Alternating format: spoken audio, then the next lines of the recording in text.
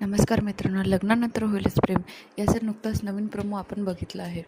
तर या प्रोमोमध्ये दाखवलं आहे की नंदिनी माहेरवरून आलेलं गिफ्ट सगळ्यांना वाटत असते. ती तिच्या सासूला गिफ्ट देते, त्यानंतर वसू आत्याकडे जाते आणि तिला म्हणते, वसू आत्या हे तुमच्यासाठी. तर वसू आत्या चिडून ती साडी फेकून देते आणि म्हणते, अगं लाज कशी वाटत नाही तुला? तू एवढी बदनामी होऊनसुद्धा तू अशी वागती आहेस. तुझ्या जागेत जर दुसरी कोणी असती तर तिने विहिरीत उडी मारून जीव दिला असता. हे ऐकून काव्याला खूप राग येतो आणि ती वसू आत्याला म्हणते, तुमच्या मुलीलाही हेच सांगितलं असतं का? हां, तुमच्या मुलीचं जर असं झालं असतं तर तिलाही सांगितलं असतं का विहिरीत उडी मारून जीव दे? वसू आत्याला पण राग येतो आणि ती म्हणते, तोंड सांभाळून बोल. काव्याही म्हणते, तुम्ही तोंड सांभाळून बोला. तर अशा प्रकारे बहिणीचा अपमान झालेला ती सहन करत नाही आणि सगळेही तिला बघून शॉक होता. हा नवीन ट्विस्ट खूपच मजेदार आहे. तरी पुढेही आपल्याला बघायला मिळेल काव्या कशी वसू आत्याला वठणीवर आणणार आहे.